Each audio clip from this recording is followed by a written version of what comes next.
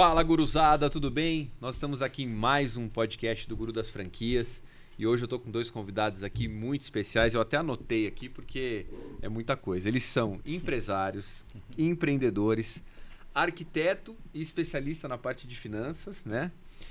Comandam um time de arquitetura de alto nível na Can Arquitetura e são marido e mulher também, né? Sim. Eu tô aqui com o Bruno e com a Kátia. Bruno, Kátia, sejam muito bem-vindos aqui no nosso podcast. Obrigada pelo convite. Obrigado pela confiança, por estar aqui com a gente. Eu tenho certeza que vocês vão ter muito conteúdo aí para quem é empreendedor, para quem está buscando informações também sobre o mercado de franquia. Afinal, essa parte de arquitetura é uma parte muito importante, né? Visualmente falando, eu acho que talvez seja a mais importante, né? A gente chega num lugar e a gente se identifica e sabe que aquilo é uma franquia. Exato. Exatamente por conta do projeto arquitetônico. Então a gente vai falar sobre franquia, vai falar sobre arquitetura, vai falar sobre negócio. Então, muito bem-vindos os dois. Obrigada. Prazer estar aqui. Obrigada. A gente sempre começa o nosso podcast entendendo, né, como a gente fala também de empreendedorismo aqui, um pouquinho da história de vocês, né? Então, se vocês pudessem falar pra gente assim, olha, como vocês começaram, como é que surgiu a ideia da Can, as dificuldades, como é que foi chegar, né, da concepção, da ideia, do começo ali, onde vocês começaram a vida empreendedora de vocês, ou, enfim, não sei se vocês trabalhavam em algum lugar antes também, como é que foi esse início até chegar ao nível que vocês estão hoje? Tá. Maravilha. Eu tenho um background de empreendedorismo, né? Eu tenho outra empresa, já tive outros negócios. E a Kátia não, trabalhava sempre com arquitetura. Ela engravidou da Beatriz, a nossa filha. E aí ela teve um problema na empresa anterior, ela foi demitida durante o processo da gravidez. Nossa. Então foi super desafiador pra gente. Foi. E aí a gente já tinha um plano, né, de tomar conta da nossa filha, aí 2 aninhos ali focada nela, deu o período que a gente planejou. E aí a Kátia começou a fazer trabalhos por indicação, né? Como se fosse uma espécie de autônoma, né? Vamos chamar assim. Só que foi dando muito certo. Os clientes foram gostando muito, crescendo muito. E como... Indicando para outras pessoas. Exatamente. Foi exatamente pelas indicações que tudo começou, né? O boca a boca, né? Muito forte, né? Legal. E aí, como eu sou administrador, né? Finanças, a parte comercial, eu ficava ajudando ela nessa parte mais administrativa, vamos chamar.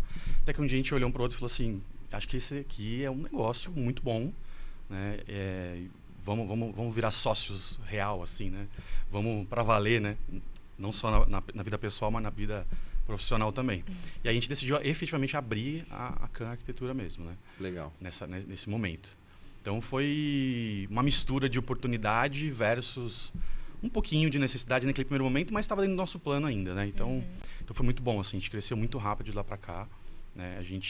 A Kátia tem know-how que eu acho que é um pouco diferente, né? Em geral, a arquitetura é mais a parte residencial, né? E desde o início, assim, da minha carreira, e carreira eu digo desde que eu era estagiária, eu sempre trabalhei em empresas em que o comercial, franquias eram muito fortes. Então, eu trabalhei com grandes marcas, né? Então, Riachuelo, Decathlon, Levi's, Ligue Ligue, trabalhei com essas grandes marcas e isso foi aumentando a minha experiência, né? Legal. Vocês começaram a empresa com uma arquitetura geral, fazendo projetos de casas e tudo mais. Aí foi migrando isso para a parte comercial e migrando ainda mais, nichando ainda mais para a franquia. Foi isso? Isso. O residencial é muito mais fácil de você localizar, porque é muito mais abundante, vamos chamar assim, né? As pessoas procuram mesmo, né? Elas sentem a necessidade maior no residencial.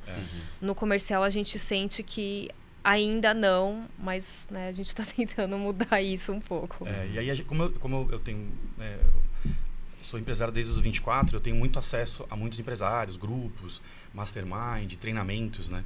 E aí fica mais fácil de apresentar. Olha, a gente está aqui a empresa, inclusive a Kátia, ela é muito especializada, sempre foi especializada em comercial. E aí isso, um dos nossos amigos, né? Hoje muito amigo nosso, fiz cursos com ele e tudo. Ele tinha uma franquia. E aí ele fez um teste com a gente, contratou, adorou. A franqueadora já tinha uma outra arquitetura, ele não gostava muito. E aí ele indicou para um, que indicou para outro, que foi indicando para outro. E aí, graças a Deus, as pessoas foram reconhecendo o trabalho, né? Feito pela gente, pela Kátia. E o boca a boca é muito forte. Acho que o mercado de comercial, ele é muito mais fechadinho, assim, a sensação que a gente tem. E acho que de franquias mais ainda, né? As pessoas se conhecem, né? Então aí é a faca ali de 2 gumes, né? Então quando você tá dentro e bem conceituado, fica mais fácil também, né? Sim. Quando vocês começaram a focar em franquia, em arquitetura para franquia, o negócio começou a crescer e vocês começaram a pegar alguns clientes também importantes, Sim. né? Sim. Eu sei que vocês fazem para Ana Hickman, né? Para quem que vocês trabalham assim? Nosso primeiro grande contrato foi na época, né, chamava Instituto Ana Hickman, agora é a Escola Ana Hickman, que é do Grupo Calais. Tá. E aí, assim, a gente iniciou com eles em 2019 e desde então a gente é super parceiro deles. Hoje a gente trabalha com 4 marcas do grupo, né? Então a gente gosta bastante de trabalhar com eles, né? E a gente tem outras marcas, né? A gente tem a Mais Laser também. A gente tem atualmente a gente tem a Mais também é bem Laser também, da Ana conhecida, Hickman também. Também é da Ana Hickman. Também é Ana Também Hickman. é legal. Baiana Hickman, Baiana isso. Hickman. Tá. A gente também tem a parte de odontologia, a parte clínica, né? Então a gente trabalha com Orthopride, Odonto Company, várias grandes O marcas. Odonto Company também, Sim, bem grande, sim, a bem gente grande. fez A Odonto isso. Clinic, fizemos projetos para eles também. E aí, interessante é que a gente conseguiu, a gente percebeu muito uma necessidade, né, das marcas, até as grandes também, de ter um parceiro fixo, vamos chamar. A gente chama de exclusividade, né? E a gente oferece alguns benefícios específicos para eles por ter somente a KN Arquitetura como a empresa que atende nesse setor de arquitetura, né? Então isso foi muito interessante, porque a gente conseguiu realmente ouvir o cliente, entender o que ele precisa para conseguir trazer a solução que eles precisam naquele momento. Porque também tem determinadas marcas... O que a gente percebia muito é que tinha muito esse negócio de entregar o projeto, entendeu? E meio que esquecer. Era tipo só mais um cliente. E a gente... eu entendi que, assim... A expectativa daquela pessoa, por mais que seja um franqueado de um grupo grande, pode ser o primeiro negócio dele, né? Então, a gente tem muito cuidado em dar esse suporte, desde a escolha do imóvel e até o finalzinho, na inauguração, sabe? Se quer até colocar uma florzinha, eles me perguntam qual flor eles querem colocar. E eu acho que isso... Realmente, acho que é um dos nossos diferenciais, porque a gente realmente se preocupa, a gente quer ajudar mesmo eles, assim, sabe? É legal isso que você falou, porque para o pessoal entender, basicamente o que vocês fazem vocês criam um projeto arquitetônico para a franqueadora, né? Exato. Ou se a franqueadora de repente já tiver, vocês assumem de repente Sim. o projeto conceito e de repente sugere alguma coisa, mas basicamente vocês fazem o projeto da franqueadora. Sim. Quando a franqueadora vende uma franquia, vocês são um fornecedor homologado, né? Ou seja, o fornecedor oficial daquela marca. Exato. Perfeito. Então vamos dar o exemplo da Mais Laser. Então a pessoa ela tem que montar, né? Ela vai escolher um prédio totalmente diferente dos outros, né? De Cada repente imóvel é um imóvel. Sim. é um retângulo, é um quadrado, é um triângulo, é um 50, Já pegamos 60, triângulo 70 já também. metros, então. Aí o que acontece? Você precisa adaptar aquele imóvel ao projeto da franqueadora. Exato. Isso. E aí vocês fazem essa adaptação. Mas uma coisa interessante que você está falando quando a gente fala da franqueadora, poxa, é alguém com experiência, que conhece, que já está acostumado, mas muitas vezes o seu cliente é o franqueado, é aquela pessoa que trabalhou a vida inteira num escritório, de repente saiu, montou um negócio, está perdida, está com medo, está com dúvida. Exatamente. E aí Ele você vai colocou montar. todo o dinheiro dele ali. E aí uma questão que a gente... Por que a Kátia falou muito do... a gente se preocupa, né? E é verdadeiro mesmo. É uma experiência até própria minha, né? Meu pai tentou fazer uma franquia, ser franqueado, na verdade, muitos e muitos anos atrás. Eu era criança ainda. E na época ele pegou uma marca muito inicial e que não tinha tanto respaldo ou até vontade muito de ajudar efetivamente. E isso foi um marco na minha vida e na minha família, né? Ele colocou todo ali o seu investimento de vida mesmo, que ele juntou. E acaba perdendo aquilo. Em 4 meses ele perdeu tudo. Né? Ela era uma loja de shopping, uma coisa super complexa. E ele, marinheiro de primeira viagem, com vários contratos bem complexos também. E sem muito suporte, né? Era uma franquia não muito, né, assim, de grande porte, né? Então foi um risco que acontece, né? Então pra gente, eu sei exatamente como é que é você... Sentiu na pele. Na pele, exatamente. É isso aí. E aí vocês acabam atendendo esse cliente. Eu imagino que também tem aquele outro lado do cliente eu queria colocar isso, queria colocar aquilo, também não pode. Vocês fazem esse trabalho também de É meio do caminho. podar ali, A né? Kátia é o meio do campo, né? Porque ela tem 2 clientes, Às na vezes eu verdade. tenho que ficar bem ali no meio também, porque assim, a franqueadora também não pode se indispor também com aquele franqueado, né? Então, eu meio que entro ali com uma parte mais técnica, explicando por que não pode, por que foi escolhido, de repente, uma cor, ou aquele imóvel especificamente, entendeu? Com todo um jeitinho para que ele É porque a gente consegue ver os dois lados, né? A Kátia consegue enxergar o porquê que a franqueadora quer esse balcão, esse material, né? Ela está preocupada com o payback dele, ele quer que a pessoa que tem investimento retorne no tempo adequado. Então, tem dois tipos. Tem um cliente que fala assim, não, eu quero colocar um balcão lindo, eu quero investir aqui R$20 no balcão. Legal, mas isso vai afetar o seu payback. Você vai cobrar isso da franqueadora depois. Então, a Kátia faz esse meio do campo. Então, o inverso. Esse balcão aqui de R$2.000 é muito. Eu quero gastar um de 200. Opa, 200... Eu tenho uma marca para zelar, eu tenho que... Mas vocês fazem então essa ajuda, até se a Faz. pessoa precisa estar com um pouco mais apertado, tem algumas aberturas nesse sentido. E aí vai de marca para marca. Tem marcas mais restritas, não tem negociação, isso não pode mexer. Exatamente. E tem marcas um pouco mais flexíveis. E aí a gente vai se adaptar sempre com o ok da franqueadora, fazer esse meio do caminho, né? Para justamente lubrificar esse meio do E por a gente caminho. estar lá dentro, assim, eu me vejo muito como um braço, assim mesmo, da marca, Exato. né? Então, eu conheço muito bem aquela marca. Então, de repente, é uma unidade que está lá em João Pessoa e, de repente, aquele piso que eu coloquei especificamente não tem lá. Então, eu tenho que ajudar também ele a escolher o piso que tenha lá dentro do custo e que não interfira na identidade visual da marca, entendeu? Exatamente. Você falou uma coisa interessante, né? Essa questão do relacionamento entre o franqueado e o franqueador é uma coisa muito delicada. Muito. Porque eu sempre comparo a franquia, a relação franqueado-franqueador com um casamento. Isso. Porque é uma relação... que é longa, Duradoura, né? Duradoura. A gente está falando de franqueado que às vezes fica 20, 30, 40 anos numa rede. Sim. Esses dias eu estava conversando com... A gente atende o Bob's, é cliente Legal. nosso, e esses dias a gente estava falando de um repasse de uma unidade de 20 e tantos anos que a pessoa tinha na unidade e queria repassar porque queria se aposentar e tudo mais. Então, é uma relação de uma vida, né? É isso mesmo. Então, assim, uma relação de tanto longo, de um longo prazo tão grande, né? Uma relação de tanto tempo, é muito perigoso quando tem um desgaste. Muito. Porque quando tem um desgaste, aquilo vai se somando, né? A outros pequenos desgastes, pequenas questões.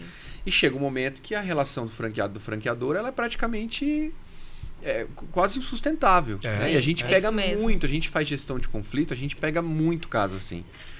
E uma coisa que acontece é o seguinte, às vezes, e está se tornando cada vez mais comum, e acho que é por conta até do perfil que a gente tem hoje em dia de imediatismo e tudo mais, essa relação de franqueado que se desgastava em 10, 15 anos, a gente às vezes vê se desgastar em meses. Sim. E o que você falou, às vezes no começo já tem um desgaste do franqueador. Não faz isso, não faz aquilo, não pode, tem que ser assim, tem que ter desse jeito.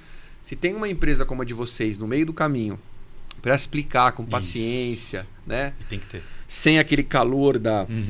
Porque essa relação comercial não é igual uma relação comercial da compra de uma franquia, né? A gente está falando de um projeto que tem começo, meio e fim. Exato.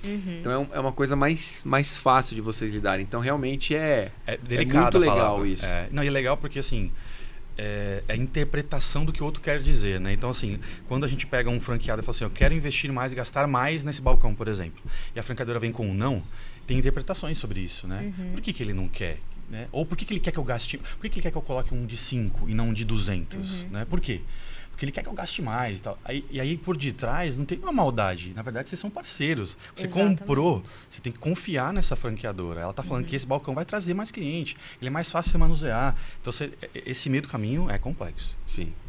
Bom, deixa eu perguntar um pouco para vocês agora. Vamos sair um pouquinho desse âmbito da franquia, falar um pouquinho da arquitetura.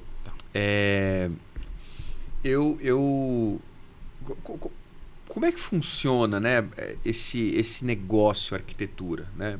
Isso é uma curiosidade que acho que as pessoas têm, eu tenho também.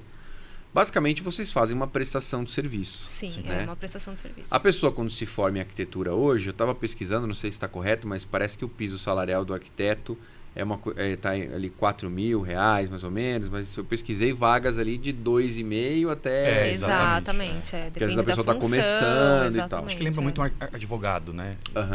Tem uma faixa Tem ali, níveis, mas o né? mercado é um pouco diferente também. Sim. Mas vamos falar, R$3.000 ali, a média salarial ali de um arquiteto que está começando.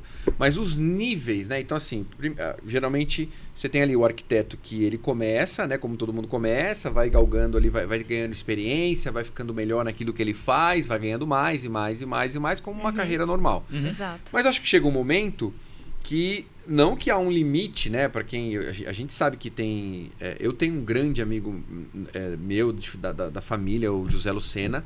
Ele é um arquiteto famoso, então assim, não, né, o céu é o limite. Sim. Né? Mas eu acho que o arquiteto, a partir do momento que ele ganha uma experiência ou uma fama, uma experiência muito grande, ele acaba partindo por ter o escritório dele. Né? Hoje, quando você fala de um escritório de arquitetura, né, falando de negócio, como que funciona isso? As margens são boas? Geralmente o projeto se cobra como? Por metro quadrado? Como é que é? Fala um pouquinho pra gente aí do negócio, arquitetura hoje, como que ele está no Brasil? Basicamente é um negócio de serviço, né? Então, como por conceito, né, todo negócio de serviço tem uma margem boa, né? Se você tiver os seus custos fixos controlados, né? Então, se você tem um custo fixo controlado, adequado à demanda, a empresa de serviço ela tem que ter uma margem mais agressiva do que uma de produto, por exemplo, numa experiência, pelo menos. Né? A gente sentiu muita necessidade de... Acho que você falou uma coisa que me lembra uma coisa. A gente conhece muita gente que abre o próprio escritório, mas ela não necessariamente abre o escritório. Ela fala que tem um escritório, ela coloca uma marca, mas ela não tem um CNPJ efetivamente. Fica no meio do caminho ali entre um autônomo e uma empresa, né? E a gente sentiu muito essa necessidade de ter a empresa efetivamente, tudo muito bem organizado, legalizado, porque as grandes marcas, por exemplo, necessitam de tudo isso. O arquiteto é um profissional liberal, né? Sim, exato. Isso, exatamente. Então confunde ali o médico, o advogado, todos os Então ele não necessariamente precisa ter uma empresa. Exatamente. Tá. E esse eu acho que foi uma das escolhas que a gente fez, foi muito assertiva. Tá. Acho que vai de perfil também, né? Com certeza. Nem todo mundo tem o perfil, né? Com certeza. A gente encontra isso muito. Agora você falando de arquitetura, né? A gente se depara com concorrência, né? Então, eu vou dar um exemplo, um caso real. A gente tinha uma marca que já tinha uma arquiteta tomando conta e a gente tomava conta de uma outra marca do mesmo grupo. E aí chegou um momento que você, vamos fazer o seguinte, vamos trazer vocês para também atender. E a gente começou, por decisão da marca, um projeto para nós, um projeto para outra arquiteta. E foi fatiando, né? Dois parceiros, essa era a ideia. E aí, durante esse meio do caminho, reuniões, conversando, a gente percebeu que era realmente uma arquiteta, efetivamente uma pessoa, efetivamente, e pela demanda, às vezes tinha um freela, um estagiário que ajudava. Então a gente sentia, aí eu vou falar um pouco mais de mim, que eu não sou arquiteto, né, de formação, acho que não tem muito esse treinamento, essa pegada de empresariado mesmo. Não tem, Sim. é zero. Não tem isso na Porque faculdade, não necessariamente né? uma pessoa que é criativa e que é um Exato. bom arquiteto, Vai ser ele é um empresário. bom vendedor, ele é um bom comunicador, ele atende bem. Exatamente. Né? Porque Processo. você tem que lidar muito com as pessoas e com a expectativa das pessoas. E se você não souber desde o início alinhar essas expectativas, aí pode dar muito problema, porque são pessoas, né? Mas você matou a charada, isso. Nem todo. Você pode ser um excelente arquiteto, uma criação incrível, tecnicamente muito bom, mas isso não necessariamente você vai ser um bom empresário. Tem que saber vender, controlar a caixa, fluxo, pagamento, cobrança, inadimplência, contabilidade, balanço. Então tem vários detalhes que não são detalhes, na verdade. Gerenciar as pessoas também, Gerenciar né? a equipe, né? Então aí ficou muito claro porque que a gente conseguiu crescer nesse sentido. Porque a gente montou uma estrutura mesmo, uma equipe mesmo, né? Mas quando você fala de montar essa equipe, vamos falar um pouco de números assim, por exemplo, hoje é por metro quadrado, então? Na verdade é um mix, tá? Assim, o clássico do mercado é o metro quadrado, tá? Mas a gente percebe outras grandes, bons concorrentes, vamos chamar assim, eles não fazem mais só por metro quadrado. Por quê? Existe a complexidade. Então, um caso muito, muito simples. A Kátia pega um estúdio de 25 metros quadrados. Parece que o projeto tem que ser muito barato, porque 25 metros é pouquinho. É pequeno. Mas é muito complexo você colocar nesse mesmo espaço, um caso real, tá? Ela conseguiu, era um investidor, ele comprou um estúdio e quer renda, né? Ele quer ganhar dinheiro com o Airbnb, né? E a Kátia, aí o projeto dele inicial, obviamente, era caber uma cama de casal. Ela conseguiu colocar a cama de casal, fez uma inteligência ali de marcenaria que cabe mais no sofá que vira cama. Cabe 4 pessoas. Então agora ele vai ter uma renda que... Maior.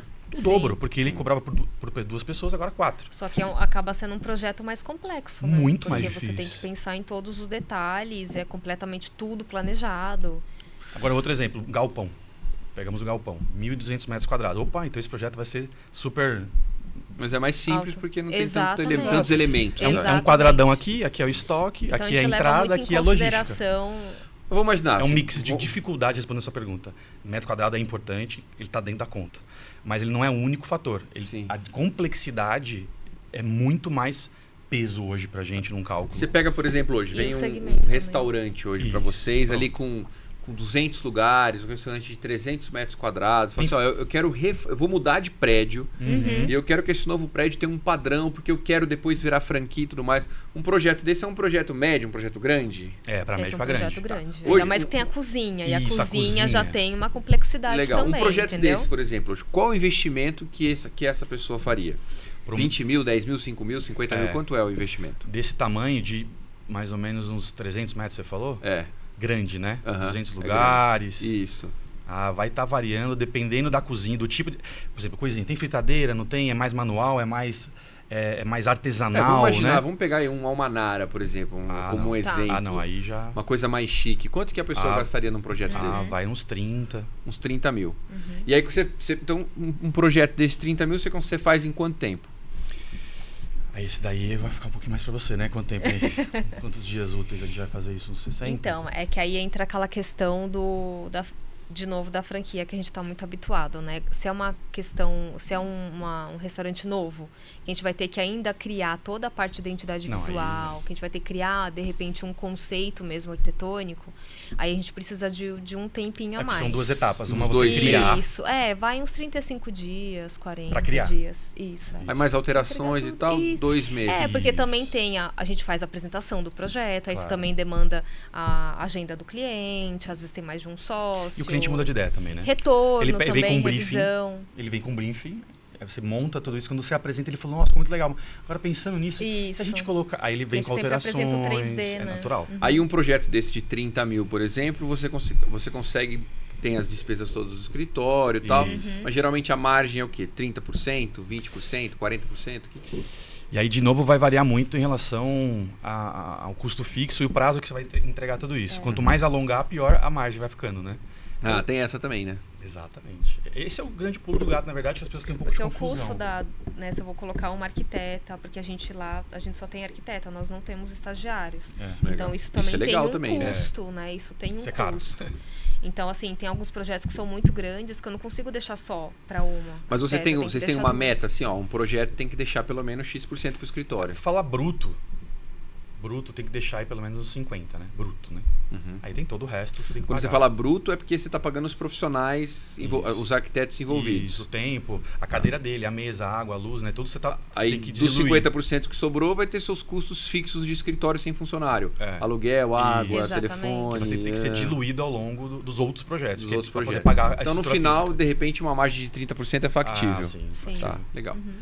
Entendi. Não, para ter uma ideia... Né? Sim, ter uma ideia. A pessoa tem uma ideia, mas se eu conseguir pegar 5, 6 projetos para entender mais ou menos essa questão, como funciona essa parte do escritório de se você tiver uma escorregada aí, né, um mês não tão bom, ou fechar com os contratos não muito bem montados, né, você vai escorregar para 15 fácil. Mas também, se você acertar, você sobe para 40. Então, é questão de novo, é serviço, né? Serviço... Fazer algumas perguntas. A gente está... eu coloquei aqui ao vivo também para a gente mostrar os bastidores. A gente faz o podcast gravado, né? Mas a gente está colocando ao vivo no TikTok, porque às vezes as pessoas têm alguma pergunta. Legal. Então, pessoal, se vocês tiverem aí qualquer pergunta aí referente ao ramo de arquitetura, a gente está aqui disponível para responder, tá? Mas uma coisa que eu acho... que eu queria falar com vocês, que é uma dúvida que eu acho que muita gente tem, até quem está pensando em entrar nesse setor, e é uma discussão, na verdade, que está atingindo todo mundo, né? A gente é atingido, todo mundo é atingido por essa discussão, que é a questão da tecnologia vindo para substituir muita coisa, né? Eu pesquisei e vi que tem uma pesquisa feita pela Universidade de Oxford, e eles fizeram ali uma pesquisa de quais são as profissões que podem ser substituídas por máquinas e tecnologias no futuro breve. Tá.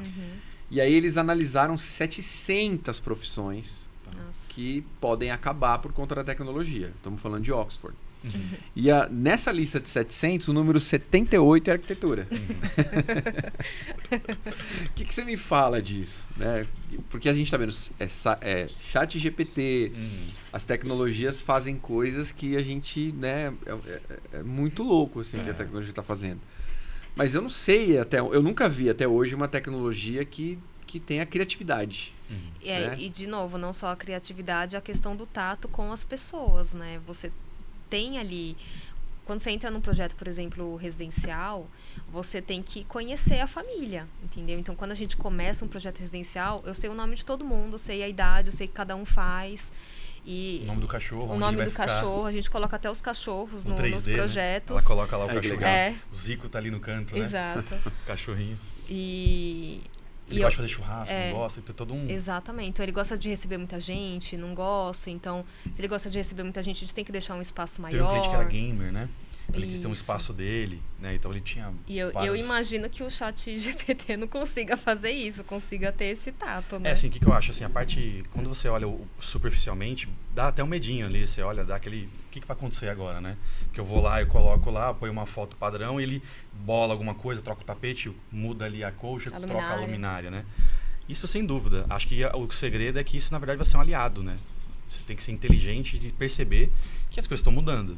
Vou fazer uma analogia meio distante aí, mas táxi Uber, né? Então o pessoal ficar brigando contra isso já mudou, já aconteceu, a página já virou, não vai embora mais, né? Eu sou contra a internet, eu não gosto da globalização.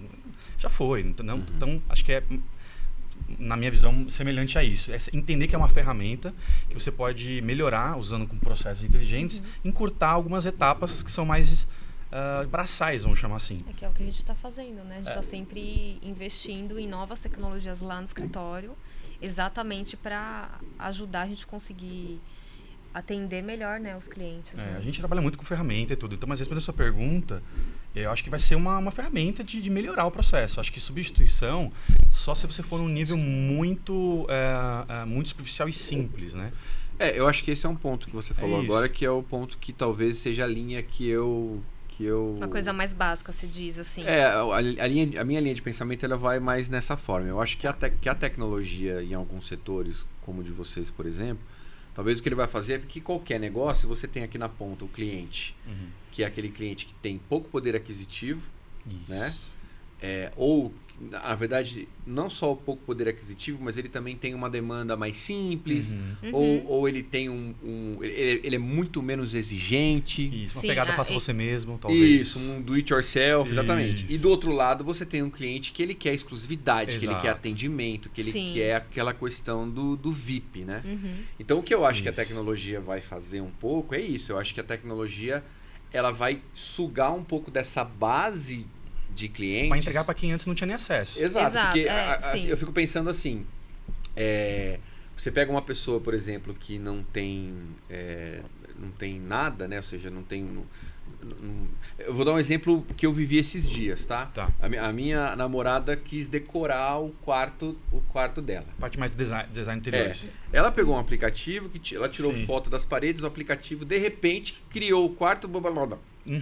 E ela foi e fez. Legal. Mais perto do que estava, ficou melhor. Sim, claro, sim. Né? Ela conseguiu fazer. Então, quer dizer, atendeu. Ela não iria ligar, comprar um projeto arquitetônico para aquilo. Então, de repente, eu acho que a tecnologia vai pegar pessoas que, de repente, não seriam clientes de um escritório de arquitetura. Perfeito. E vão apresentar para essas pessoas a arquitetura. O que pode ser legal para vocês. Muito. Por quê? Você tá vendendo pra gente. Exato. Não, porque a pessoa, assim, ela teve uma primeira experiência com a arquitetura. São outras demandas, eu né? acho que a arquitetura deve ser um bichinho que quando ele te pica, você não consegue voltar para trás. Por exemplo, eu tive uma sala decorada. Isso. Aí eu mudei. Se eu não tiver uma sala decorada, vai ficar estranho.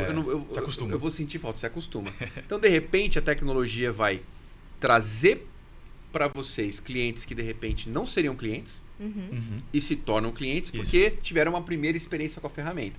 Esse eu acho que é um ponto. E o outro ponto é, talvez também vai livrar um pouco vocês, porque a gente sabe que tem cliente que é chato, tem cliente que não quer pagar, mas exige muita coisa. Sim, então, de repente, essa pessoa vai para a tecnologia, vai estar feliz lá na tecnologia, e de repente, né, na balança ali, atende e vocês vão acabar se livrando de um cliente, às vezes, que não é um cliente ideal. Isso. Então, o que eu acho que a tecnologia vai fazer é dar acesso, acho que essa é a palavra. Perfeito. Dar acesso à arquitetura a quem não tinha acesso à arquitetura. Quem tem baixo investimento e budget para isso também vai ter uma solução. Sim. Né? E eu acho que vai acabar encarecendo um pouco os projetos para outra base, porque cada vez mais a personalização Exatamente. ela vai... E tem um detalhe que seria uma compatibilização, porque assim, muito que a gente falou aqui lembra muito design de interiores, né? Que é diferente de arquitetura. Então assim, quando o cara... Esse exemplo que você deu da sua namorada é perfeito. É um quarto, é um ambiente, você troca ali pontualmente. Uma coisa é você fazer uma obra. Então, sim. Elétrica, hidráulica. Exatamente, aí entra toda a parte de infraestrutura. Aí, então assim, que a legal. Ferramenta não vai saber onde é que tem. Não. Pelo menos ainda não, né?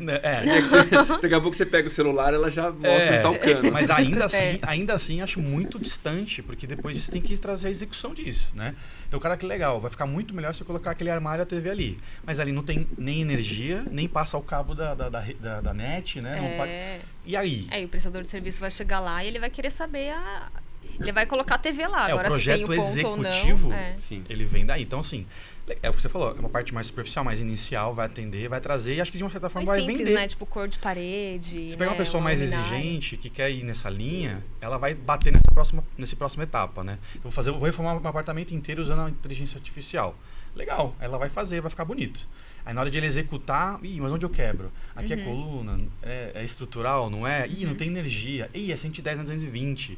Aqui tá faltando aquele rodapé que vai ligar um piso ao outro. Então tem vários detalhes de execução. Eu acho que a ferramenta também, é o que você falou, acho que você matou ali no começo também. O faça você mesmo, ele é mais barato. Faça você mesmo. Só que o faça você mesmo, o próprio nome já diz, né? Às vezes. É o faça você mesmo. Então assim, você vai ter que fazer algumas coisas que talvez alguém ia fazer por você. Isso. Né? Exatamente. E eu entendo, eu entendo quando você falou às vezes, porque às vezes o faça você mesmo, você tem que refazer porque você fez errado. É o barato sai caro. A gente tem Exatamente. inúmeros casos reais sobre isso. Um deles a gente falou recentemente, que é um cliente de empresário de franquia, em que ele tem essa pegada mais faça você mesmo para ter um custo mais barato. Ele contratou lá um gesseiro de confiança que indicaram para ele. E aí ele foi resolver um monte de problema, tem várias outras unidades. E aí quando ele voltou uma semana depois, é uma escola, e ele colocou um drywall acima da altura ideal, né? É uma escola, as pessoas precisam ver o que está acontecendo lá dentro, né? Até uma questão de segurança, tem criança e tudo, né?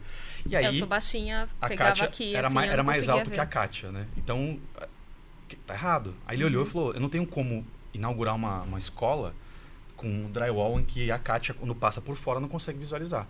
Ele teve que literalmente destruir o drywall das 3 salas, jogar fora, lixo, rasga, e põe de novo. Então, quanto custou isso? Então, faça você mesmo. Em alguns casos, ele pode sair muito mais caro do que um projeto desse. Acho que tudo vai depender da complexidade, né? Do que vai ser feito. Né? Isso. Uma outra curiosidade, né? Acho que todo o ramo de atividade tem isso, mas assim... eu acho que, falando de alguns casos assim, né, que podem ocorrer, mas eu acho que vocês devem pegar muito cliente também que acabam não valorizando o trabalho, né? Isso aí eu faço. Isso aí quer 3 dias para fazer isso, né? Eu digo isso para você porque... 3 dias. Eu digo isso porque, assim, eu tive agência de propaganda durante muitos anos. Deve ter algumas similaridades. A gente vivia muito isso. Como assim esse valor? Como assim esse preço? Isso aqui eu vou pedir para um sobrinho aqui fazer. Isso, ele terminou agora a faculdade de design e tal. Isso aqui é um absurdo. E essa é uma situação chata, acontece muito, né? Acontece. Mas eu achei uma questão mais cultural, né? Aí, uma opinião minha, né? Sim. Acho que o brasileiro ele não está muito acostumado, não é muito comum ter um serviço de arquitetura, né? Então, é diferente do médico, né? É diferente do advogado, eu acho. Na minha opinião, né? Vendo de fora, assim. Você acha que as pessoas enxergam como uma coisa que é supérfluo? Eu acho que sim. No geral, né? É o que você falou. Depois que você é picado pelo bichinho ali, você entende. Quando você passa por uma obra, isso é muito interessante, né?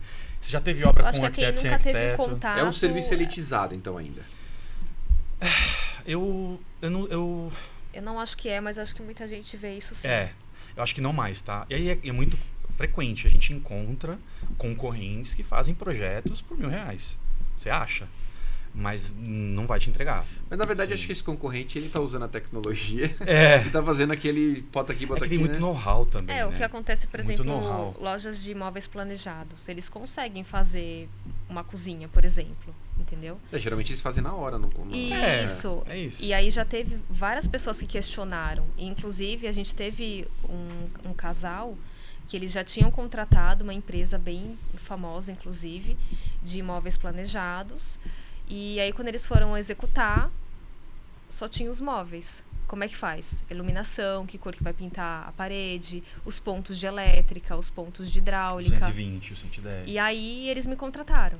E aí, no momento que eles me contrataram, né, claro que eu tive que pegar algumas coisas, fazer uns ajustes, né, no projeto de marcenaria. Mas o móvel, de repente, nem ficou ideal. Não, não. Exato. Porque ele pensa só no móvel. Só que é literalmente obra só um móvel. é um todo, né? Vocês lidam com os... Gerenciamento? Você faz gerenciamento de Sim, obra? fazemos. Nossa, isso é um negócio que... Fazemos. Eu vou falar pra você porque assim, ó... eu tô sentindo isso na pele agora. Porque o escritório tá mudando para um outro lugar e, nossa, o pessoal... A Kelly tá até dando risada.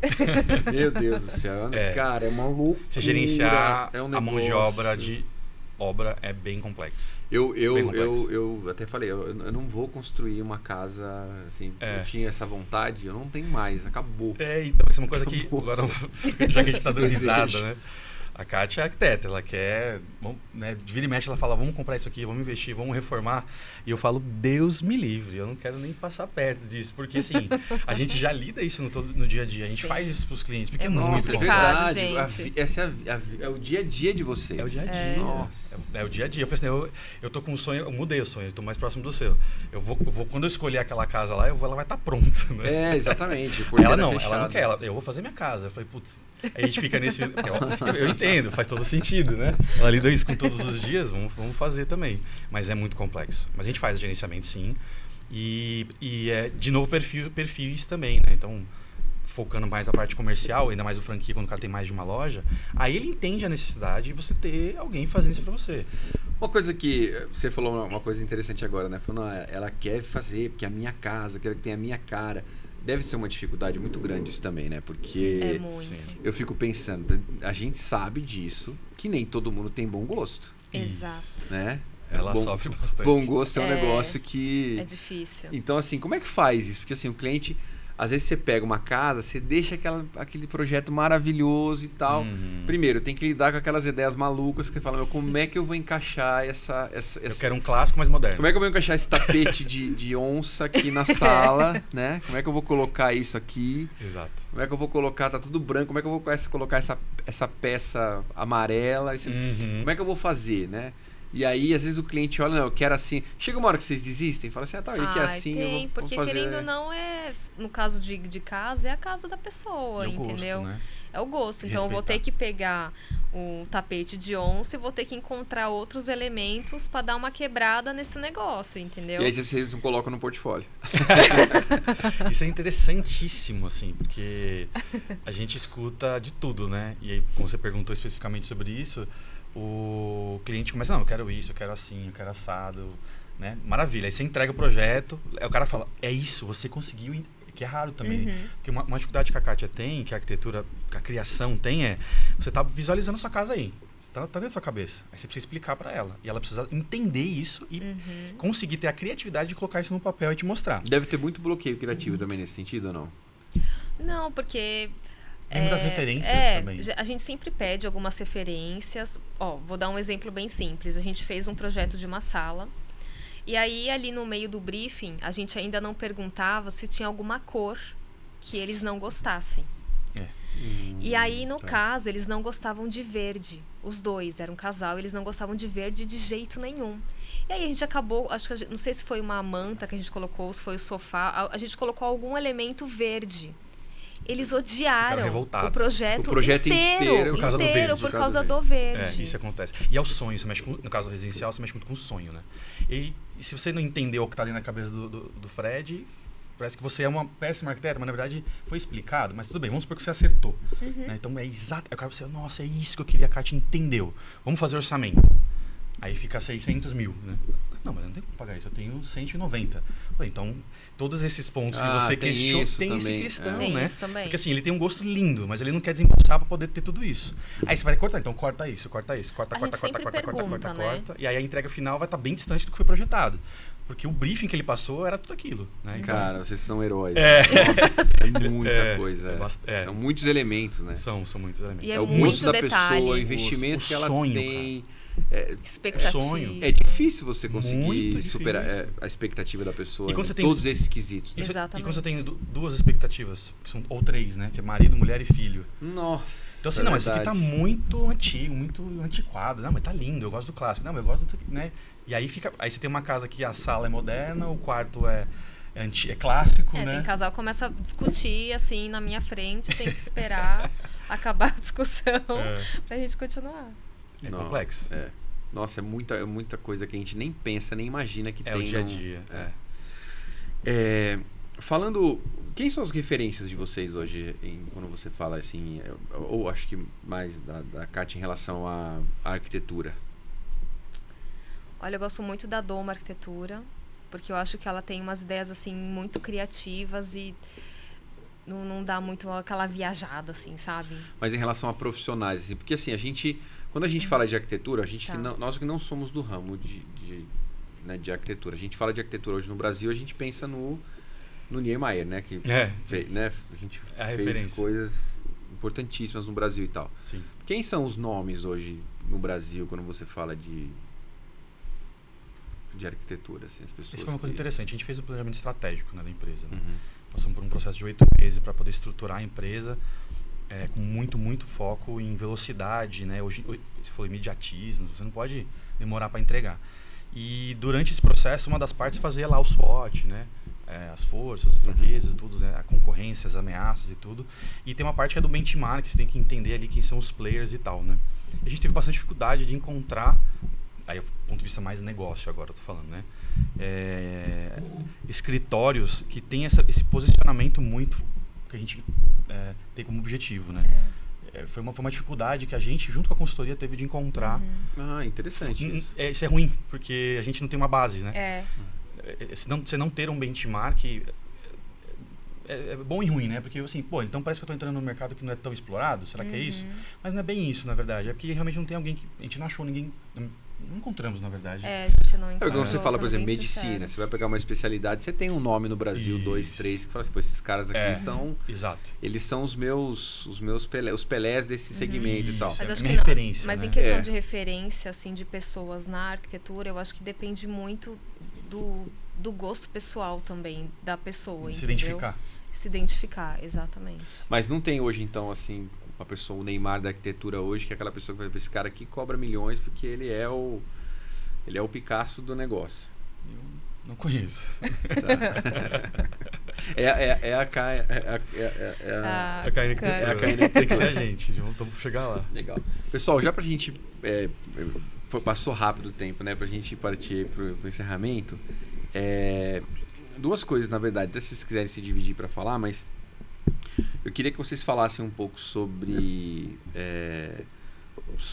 o mercado de arquitetura em geral, assim, então para quem está pensando em... Porque eu acho que isso é uma coisa... a gente estava falando das ferramentas, eu acho que um outro ponto negativo da tecnologia é que vai desencorajar muita gente. Se eu pegar uma matéria dessa de Oxford, tá em número 76... Nem vou investir nisso. Dá medo antes. Né? Então eu acho que vai acabar acontecendo que vai um pouco de escassez de profissional nesse sentido. Então, eu acho que a Kátia podia finalizar falando um pouco disso. O que ela pensa no futuro desse mercado de arquitetura, por que arquitetura, né? E estimular as pessoas que querem empreender nesse sentido. E depois, para a gente finalizar, falar um pouco sobre as empresas, né? A gente tem um público muito voltado para a franquia. Então, as pessoas que estão buscando transformar um negócio em franquia ou estão buscando uma franquia, você fala um pouco da oportunidade, como é que vocês trabalham, enfim, o que vocês oferecem para quem quer esse tipo de serviço. E aí depois a gente vai colocar também o contato de vocês aí enquanto vocês falam, mas é mais para se despedir com esses dois assuntos aí. Tá bom. Acho que em relação à arquitetura, é o que a gente falou, quando as pessoas percebem o quão necessária é esse serviço, eu acho que é uma coisa que vale muito a pena, mas para quem está pensando em abrir o seu próprio escritório, é realmente estudar essa parte de empreendedorismo mesmo, porque é uma coisa que a gente não tem na faculdade, não tem. E a gente aprende a fazer literalmente projeto, né? Mas assim, lidar com as pessoas, ser empreendedor no Brasil é muito difícil. Então, é estudar, é ir atrás de novas tecnologias para a gente usar essas ferramentas a nosso favor. Eu acho que é isso. Eu amo arquitetura e não tem... Vai mais de coração mesmo. Legal.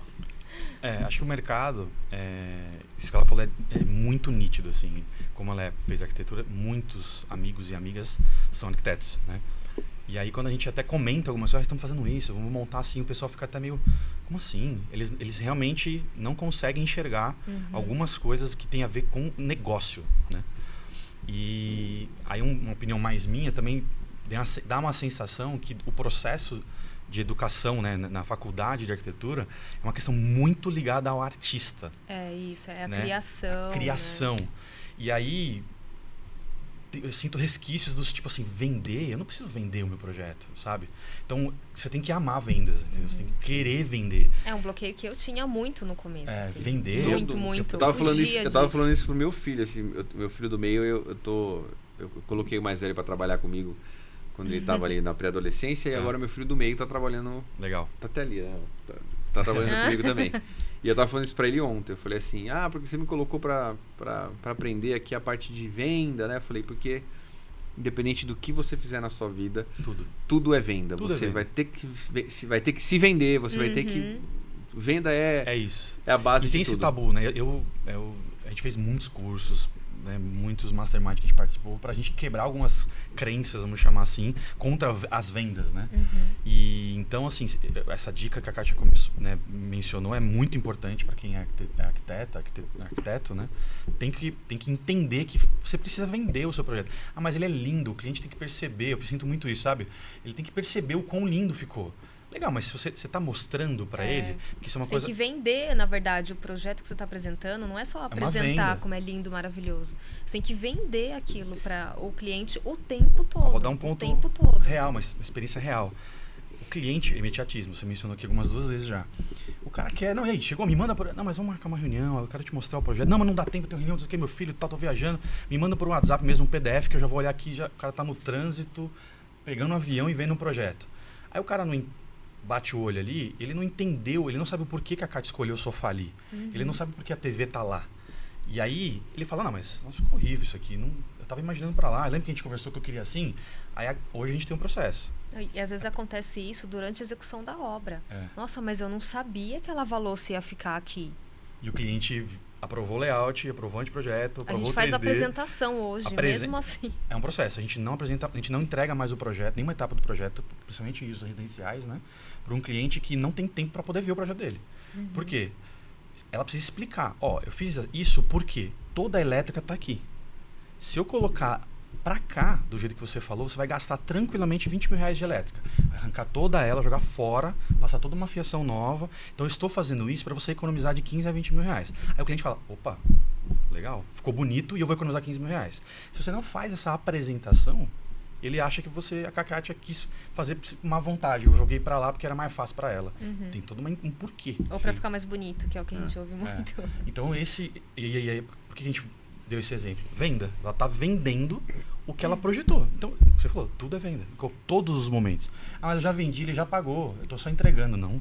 Você tem que explicar o porquê, da onde veio. É uma venda também. Então, essa parte de venda é extremamente importante como dica.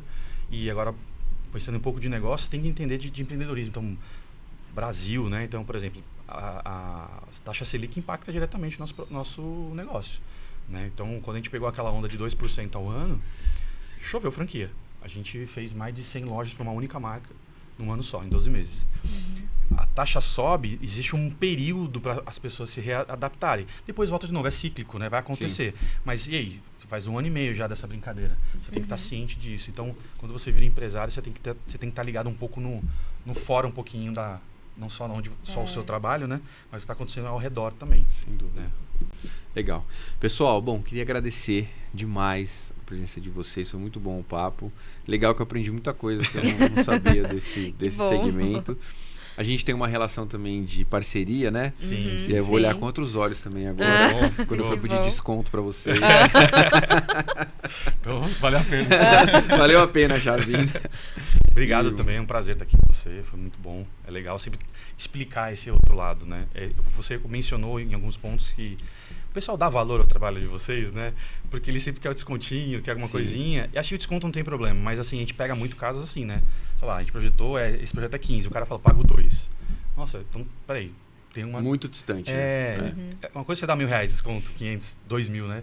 Mas outra coisa é o cara chutar ali 90% de desconto, né? Sim. E aí você vê que realmente não tá claro. Até brinco com ela, a gente não soube vender, a gente não soube explicar, ele não entendeu o que a gente faz.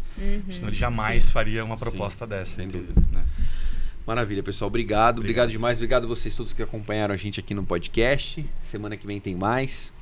E espero que a gente possa aí ter ajudado muita gente que está buscando ou seguir nesse segmento, né, que a gente tem que fomentar a atividade e também de repente aí os clientes que estão ouvindo. Vamos deixar o telefone de vocês aí. Tá bom, para que o pessoal entre tem um WhatsApp lá da empresa, pode tirar dúvida também, uma coisa a gente pode Qualquer ajudar. tipo de dúvida pode entrar em contato. Valeu demais, gente. Obrigado, viu? Valeu. Tchau, pessoal. Tchau. Tchau, tchau. Obrigado. Pessoal, valeu.